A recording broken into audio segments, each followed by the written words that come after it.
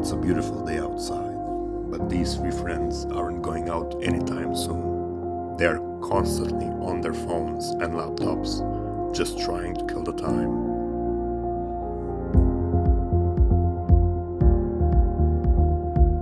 The others notice this and go inside to get them to go out.